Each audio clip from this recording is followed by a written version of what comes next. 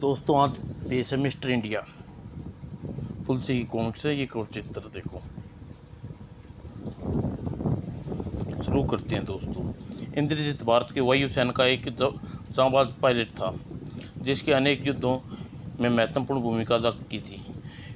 Mister Indrajit, तुमने अपनी जांबाजी से युद्ध के नतीजे बदल दिए, खतरनाक उड़ानें भरी और आज कभी असफलता का मुंह नहीं देखा।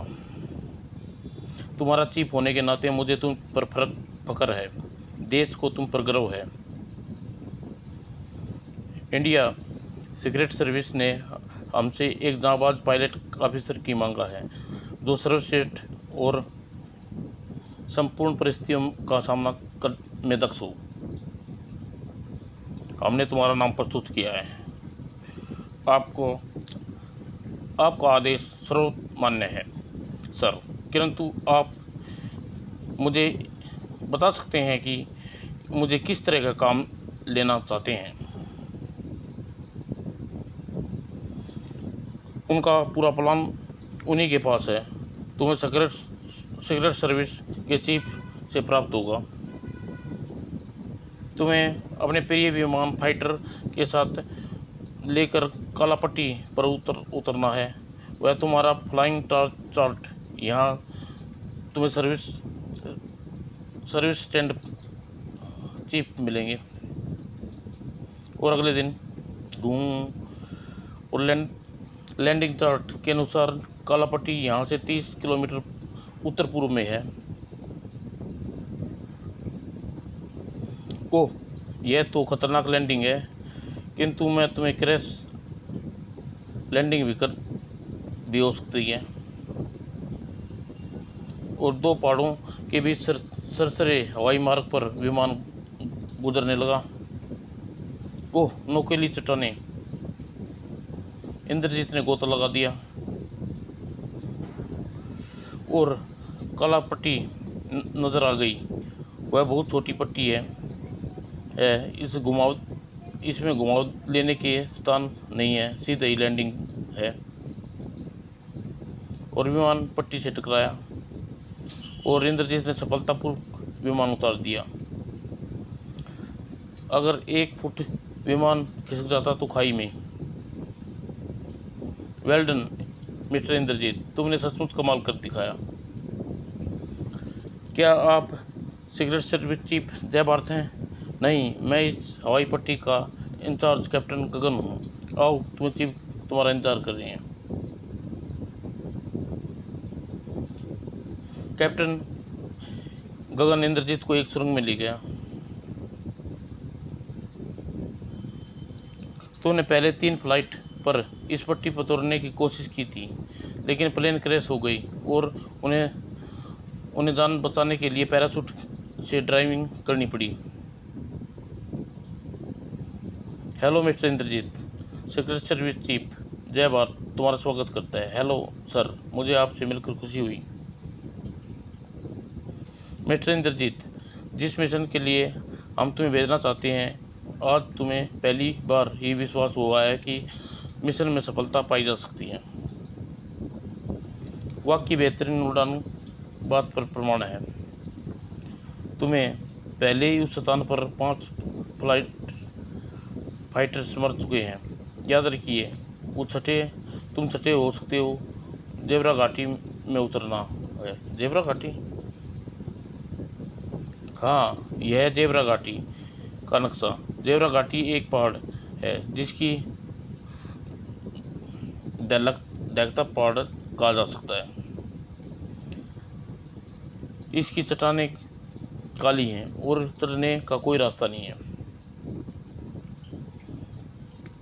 और ऐसा पहाड़ की कोई विशेषता यह है कि कोई विमान इसके आसपास गुजरता है तो यह अपनी ताकत से उसे अपनी ओर खींचता है और अक्सर विमान को एक ज़बरदस्त झटका लगता है और वो क्रैश हो जाते हैं। इस पहाड़ की चोटी पर एक बहुत बड़ा गार है। यह देखो गार का चित्र। कहा जाता है इसमें ज्वालामुखी है और समय समय पर ज्वालामुखी की गार से पड़ता है शायद इसकी काली चट्टानें भी ज्वालामुखी की देन है। परंतु इसके विपरीत हमारे एक खुफिया एजेंट ने मौत से पहले एक मैसेज दिया था। एजेंट की सूचना के अनुसार इस गार के भीतर एक चौड़ा मार्ग है, बहुत गहराई तक जाता है। उसके अंदर एक दूसरी दुनिया आबाद है।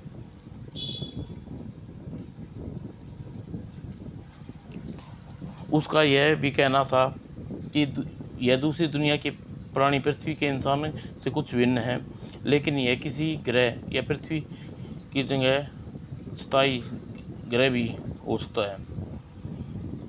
इसके पहले यहाँ किसी अग्नि पटल निकलते देख चुकी है, जैसे कई मिसाल छोड़ी गई और या कोई अंतरिक्ष प्रक्षेपण।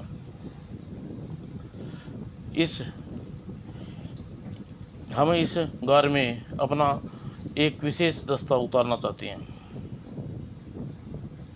और एजेंट को सूचना के अनुसार अंदर इतना चौड़ा स्थान है कि विमान आसानी से उड़ सकता है, परंतु हेलीकॉप्टर इसमें कभी अपनी कम रफ्तार के कारण नहीं उतर सकता। इससे सफलता उतरने के लिए विमान की द्रुत गति से काम लेना होगा। मैं समझ गया सर, हालांकि असंभव है, किंतु मैं अपने प्राणों की बाजी लगाने के लिए तैयार हूँ। अब मैं तुम्हें उन लोगों के से मिलवाता हूँ जो तुम्हारे साथ रहेंगे। तुम्हारे विमान में इस परिस्थितियों के लिए बड़ा परिश्रम के इंसानों को बनाया है। सबसे पहले तुम्हें मिस नागरानी से मिलवाता हूँ। यह मिस नागरानी, यह विषकन्या है। यह संसार में ऐसा कोई सांप नहीं है जिससे इसके जहरीला हो। देखो, यह अफ्रीका की कोबरा, और इसके डसने के पत्थर से भी आग निकलती है, इतना जहरीला है। यह नागरानी को डसेगा, और देखो, नागरानी को डसने के बाद यह किस तरह पिघल कर पानी बन गया। ओह सारी जनक। और उधर नागरानी ने एक विष पुकार मार दे तो इसका प्रभाव 20 गज तक होता है, और 20 गज तक यह किसी भी प्रकार की विष प्रकार में बेहोश कर सकती है। इसके अपने लहू की एक बूंद किसी पर गिर जाए तो वह जगह पूरी तरह जल जाती है, और तेजाब से भी कोई चीज़ जल पाती है।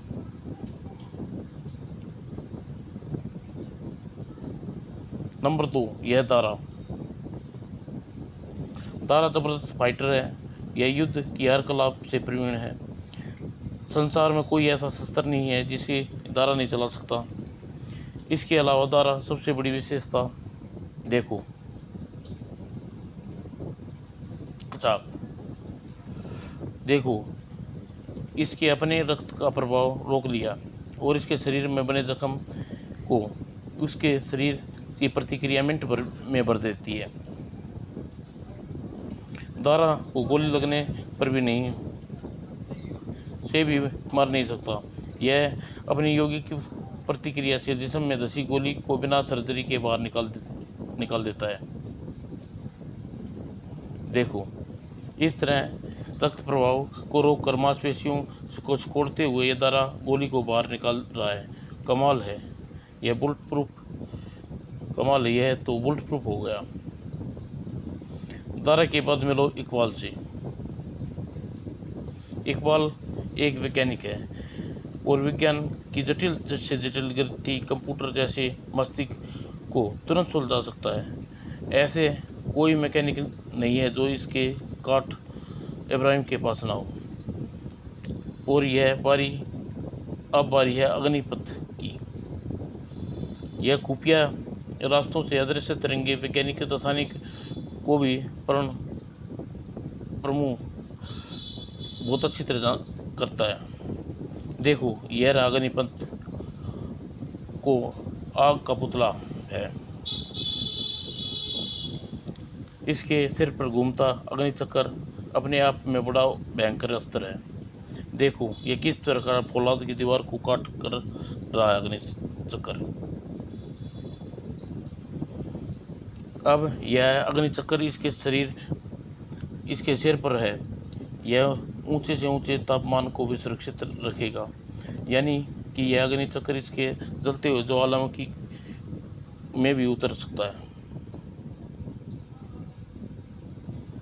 और अग्नि चक्र से कहीं भी काम कर सकता है। और इस चक्र का प्रकट होता उसका रिमोट ऑफ होता है।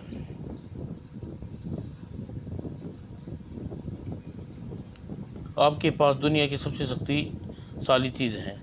काला पहाड़ पर हालात देखते हुए हमें इसकी सबसे बड़ी शक्ति तैयार करनी पड़ रही है।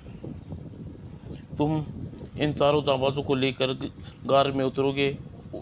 तुम हमारा एक हिस्सा होगे, तुम भी हमारा एक हिस्सा होगे। यदि तुम इन चारों को गार में सुकुशल उतारने में सफल हो गए तो ये चारों ज्वालामुखी पहाड़ के भीतर से मुलाकात करने में समर्थ होंगे, हर ताकत से मुकाबला करने में समर्थ होंगे। और मुझ पर विश्वास रखिए सर, मैं जीवन का सबसे महत्वपूर्ण उड़ान होगी। Well done my boy. अब तैयारी करो। वो तैयारी पूरी हो चुकी थी। मेरे जाबाजो, मुझे उम्मीद है एक दिन तुम सफलता का संदेश लेकर आओगे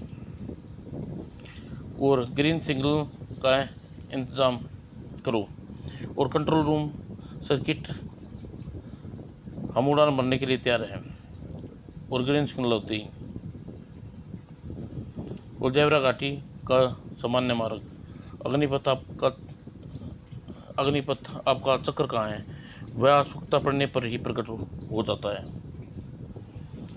कमाल का जादू है यह तो जादू नहीं है। यूँ समझो कि मुझे टेलीविज़न को स्विच ऑफ करते हो तो तस्वीरें नज़र नहीं आती, वह आप करते ही गायब हो जाती हैं।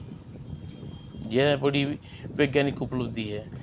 इसके लिए किसी आसानी को समझ में नहीं आ सकती। और जैबरा घाटी में 50 किलोमीटर दूर आप लोग तैयार हो रहे हैं। हम जैबरा घाटी में प्रवेश हो रहे हैं और विमान जैबरा घाटी में दाखिल हो चुका था। दूर दूर तक निर्जीव और बेईमान घाटी थी। इन पहाड़ों के अंदर उड़ान भरना भी जोखिम का काम है। सावधान ज्वालामुखी गार में पहुंच गया और फाइटर इंद्रजीत के कौशल का परीक्षण किया और विमान ज्वालामुखी में गोता लगा। तो हम कहाँ आ गए। विमान सीधा गार में उतर गया। वो रही हवाई पट्टी। अब इस हवाई पट्टी पर तो उतरेंगे। बिना हवाई पट्टी पर सही सलामत उतर गया। कमाल है, हम इतनी आसानी से उतर गए, इसकी तो कल्पना भी नहीं कर सकते थे। परंतु यहाँ तो कोई दिखाई नहीं दे रहा। क्यों ना हम पहले उड़ान लेकर इनके चारों तरफ का मुआयना करें। हाँ, यह ठीक रहेगा। और विमान एक बार फिर उड़ान भरी। बड़ी आश्चर्य की बात है, यहाँ तो सिवाय बंजर ज़मीन के समुंदर के कुछ भी नहीं है। यह कौन सी दुनिया है। मेरा ख्याल है हम पृथ्वी के सेंटर में हैं। यह खोखला है। आसपास की धरती सब कुछ जीवन आत्मा है। तो यहाँ ज्वालामुखी के उतरे एजेंट की सूचना गलत थी। चलो एक बार फिर हवाई चट्टान पर उतरते हैं। और विमान हवाई पट्टी पर उतरा। मेरा उद्देश्य तो पूरा हो गया है। अब आप लोगों को नीचे उतरकर अपना आगे आप जानिए क्या करना है। मैं विमान को आपकी प्रतीक्षा करूँगा। उस दिन इंद्रजीत के अतिरिक्त सभी विमान से नीचे उतर गए। दाल में कुछ न कुछ काला है, यही देखना है। और दिया देखो आकाश से उड़ते हुए, मुझे तो छिप जाना चाहिए। ये विचित्र पक्षी कौन है। इनके चारों और घेर लो। कौन हो तुम और तुमने हमें क्यों घेरा? हमने हुक्म मिला है कि तुम्हें महारानी सपाटा के दरबार में बंदी बनाकर पेश किया जाए। महारानी सपाटा कौन है यह, और हमें बंदी बनाना चाहती है क्योंकि तुमने यहाँ का कानून तोड़ा है। कानून तोड़ने वाले फैसला महारानी खुद करती है। गिरफ्तार कर लो इन्हें। खबरदार कोई आगे ना बढ़े।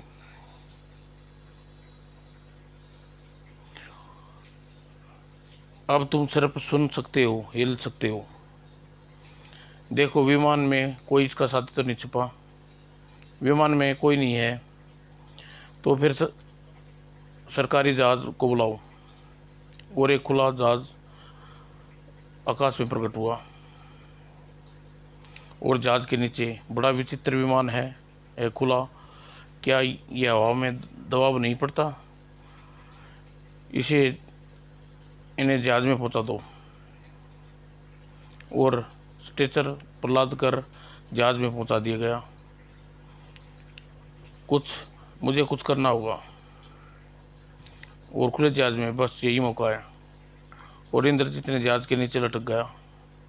वो जहाज समुद्र की सतह पर उतरा और फिर दाखिल हो गया समुद्र में। और एक स्थान पर जहाज रुक गया। स्लोटा, यह बंदी कल दरबार में पेश करना तुम्हारा काम है। ठीक है, इन्हें एक बंदी गृह में पहुंचा दो। बड़ा विचित्र तिलस्म है यह, परंतु अब मुझे यहाँ कहाँ जाऊँ? यहाँ तो आगे बड़ा तो पकड़ा जाऊँगा, यहीं छिपा रह जाता हूँ। और सपाटा कविन दरबार में बंदियों को पिंजरे में कैद करके पेश किया गया। हमें इन्हें बात करनी चाहते हैं। महारानी सपाटा का जय हो, जय हो। और परिस्थितियों में आ गई। हम पृथ्वीवासी से सुदूर स्पॉट ग्रह के वासी हैं। हमने एक ऐसे वैज्ञानिक प्रगति का इजाद किया है कि हम हर प्राणी की भाषा बोल सकते हैं। हमने अपने प्रयासों से उस स्थान का निर्माण किया है जिसमें यहाँ कदम रखने वाले प्रत्येक का प्रयास किया है वह जीवित नहीं रहा। लेकिन हमें ऐसे सूचना मिली है कि यहाँ से 4 श्रेष्ठ प्राणी उतर जाने की योजना है। ऐसे प्राणी जिसे देश में वर्षों की मेहनत के बाद तैयार किया गया है। इन चारों ने हमें हमारा हेडक्वार्टर नष्ट करने के लिए उतारा गया है और हम वह 4 हैं। तुम चारों की ताकत एक विशाल सेना के समान बताई गई है। इसलिए ये श्रेष्ठ प्राणियों, तुम्हारी गुलामी स्वीकार करो, हमारी गुलामी स्वीकार करो, क्योंकि हम तुम्हें तुम्हारे ही देश में समाप्त करने के लिए सम्राट का गुलाम बना देंगे। और इस गुलाम देश में तुम ऊंचे पदों पर रखा जाएगा। क्या तुम हमारी दास्तां स्वीकार है? हम वैज्ञानिक प्रगति से सैकड़ों तुम्हारे मस्तिष्क का नियंत्रण पा सकते हैं और तुम्हारा मन चाहा काम ले सकते हैं। हरगिज़ नहीं, हम तुम्हारे नापाक इरादों को कुचलने के लिए यहाँ आए हैं श्रेष्ठ क्वीन। इतना समय हम किसी को नहीं देते। और यह मत सोचना तुम्हारे आदमियों को कैद करने की यहाँ आए हैं। यहाँ अपनी इच्छा से आए हैं क्योंकि तुम्हारे हेडक्वार्टर का भेद जानना चाहते थे, वरना तुम्हारी कोई भी आविष्कार हमें जब नहीं पहुंचा सकता। अब चंद ही मिनटों में तुम्हारे सपोर्टों को खबर मिल जाएगी कि पृथ्वी पे बना हुआ हेडक्वार्टर समाप्त हो गया। अटैक। और अगले ही पर जहरीली गैस की पुकार छोड़ी और अग्निपथ के चक्कर निकलकर काटता चला गया। अगले भी, अरे नादानो, यह तुम्हारी नादानी है।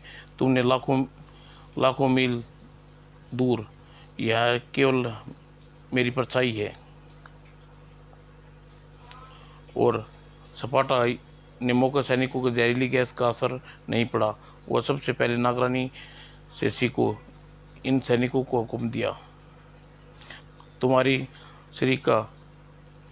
शरीर तुम्हारे श्रेष्ठा हमें दूसरों प्राणियों में डाल देंगे, इसलिए अब मरने के लिए तैयार हो जाओ।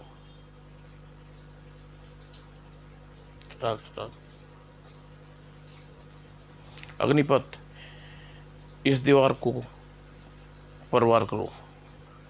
राख, और अग्नि, जिसने तुम लड़ रहे हो वह केवल परछाई है। तुम लोग हमें परछाइयों से लड़ कर तुम्हारी विश्वसता शक्ति का निरीक्षण कर रहे हैं। इससे वास्तविकता शरीर में इस दीवार के दूसरी तरफ होना चाहिए। और सचमुच ये लोग यहाँ मौजूद हैं। तड़ाक तड़ाक खुश, यह रास्ता खोजो और अड्डे को तबाह करने के बाहर निकलो। तड़ाक, यही छिपा इंद्रजीत भी जहाज के नीचे सरकाया।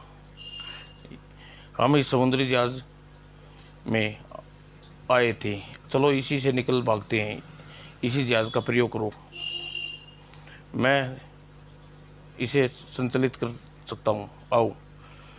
और फिर जहाज में समुद्र में आकाश में पहुँच गए। वह वहाँ नहीं थी, और परंतु उसकी अड्डा ख़त्म हो गया है। सपाट क्यों कहाँ गई इसके लिए तो पता नहीं, पर हम जहाज पर अटका दूँ। ओहा हा सपाटा किंग, तो हर मूर्ख को एक नुकसान तुम्हारे पहुंचने का जितनी सज़ा तुम्हें अवश्य मिलेगी। हम अपने हेडक्वार्टर में हुई टूट फूट की मरम्मत करवाना ही लेंगे, लेकिन तुम टूट फूट की मरम्मत नहीं करा सकते। देखो अब इस जहाज के टुकड़े कैसे करती हूँ। और ओह, सब कुछ खत्म होने जा रहा है। डाक राम,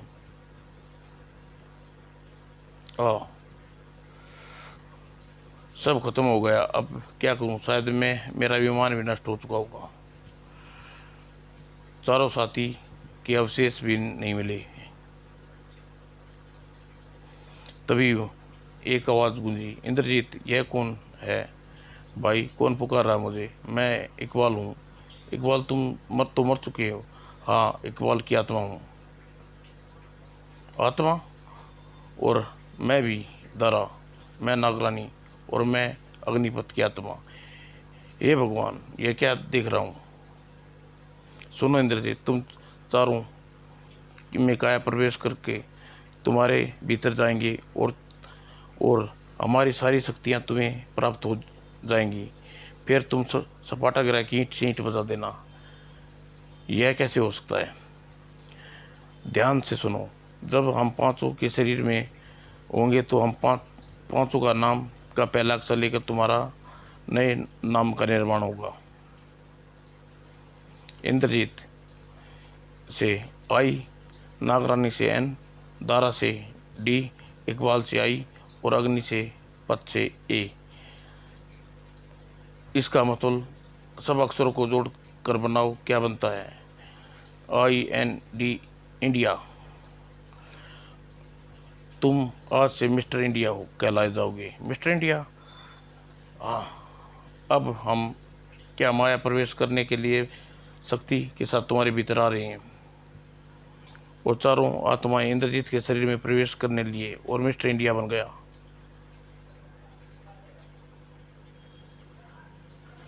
अगले अंक में मिस्टर इंडिया का बदला जल्दी पेश करेंगे दोस्तों, मिस्टर इंडिया का बदला।